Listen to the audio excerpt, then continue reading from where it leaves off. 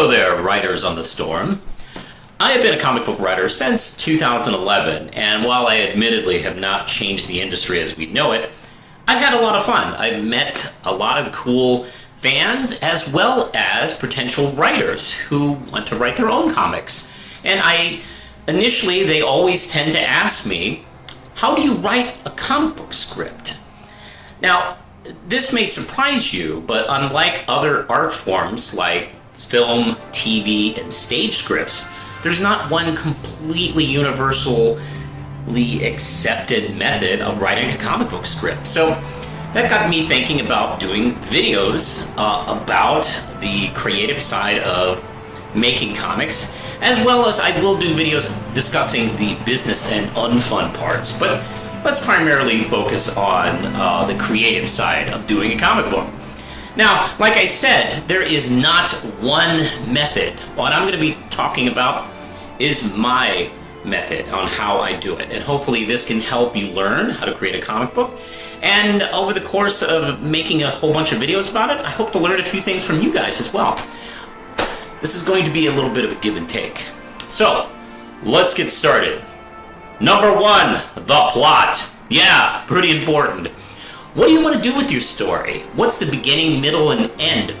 You should get your story out of your head and onto the computer screen so you can see how it flows and what corrections need to be made. How long should you make a plot? Well, it kind of depends on how much detail and how much story you want to put into it. And the average, from what I understand and what I do, is usually like 2 to 5 pages.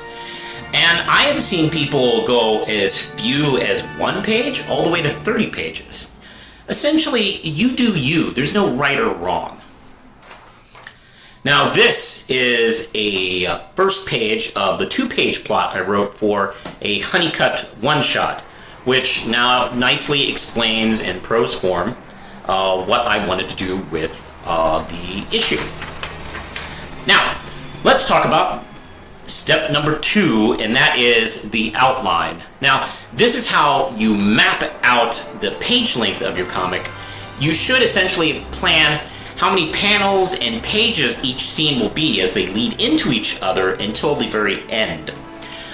Because essentially it can help you with pacing and prevent you from running out of room too soon. Like, you don't want to be doing a 22-page comic and hit the beginning of your climax on page 22. No one wants that, because that means you got to go back and make some cuts and changes.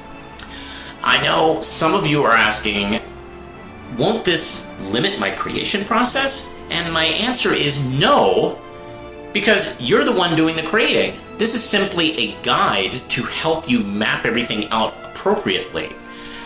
Let me put it this way. If you build a house, you don't just run to a field and nail a whole bunch of boards together and lay down brick. No, you have to have an architect do a proper design so you know what you're doing and know where you can go. It's much easier to see the end once you're doing all this stuff. So, now let's go to the actual fun thing, the scripting. Now, if you go through the previous steps of plotting and outlining, actually scripting it is made all the more easy. Now, there might be times where you will develop something during the scripting process that you hadn't counted on in the previous steps. And don't panic, because that's okay. That means it's naturally coming together for you. And if it's cooler than what you were initially doing, or it's a more developed idea, then run with it. My advice, though, is if it feels like it's contradicting your plot and themes of where you want to go, you may need to go back and make a proper adjustment. But otherwise, I would not worry about that. So, now let me show you a little bit of what my scripts look like. And like I said, there are a lot of different ways to put these together. This is essentially my way.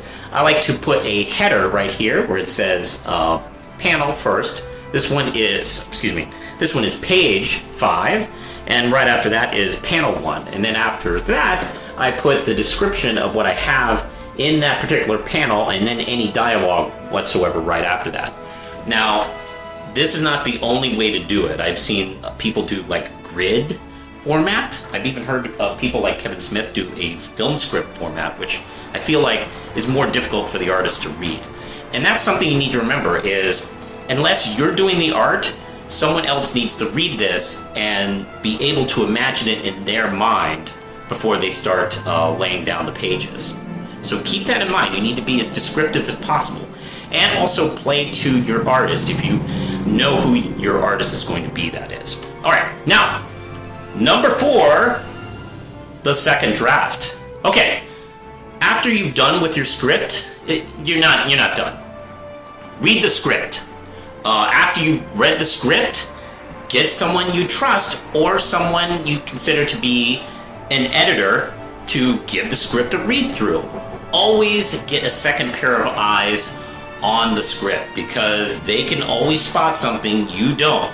Because I can't tell you how many times I've written a script, thought something was there, and was completely wrong once other people read the script and pointed out the things that I had just plain left out because I thought they were there.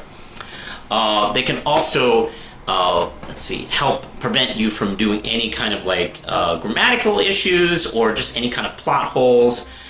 Please, always trust others to help you. Now, as you can see, there's more to creating a comic book than just jotting a few ideas down on a napkin and calling it art. No, you have to put the time, effort, and thought into what you love. Therefore, others will love it too. Now, that's what I have for you today. We'll be doing more videos about creating comic books. You can follow me on social media. I'm on Facebook, Twitter, Instagram, and you can buy my comic, Red Knight, on manospublishing.com. I also have a novel called DeVita you can check out as well. You can also like, subscribe, click the notification bell, and be a subscriber and a liker and all that kind of thing. Also, I'm here on YouTube and on Blair. I'm also going to be starting videos on Twitch as well. Don't know when that happens. All right, I think that's it for now. Push the button, Lindsay.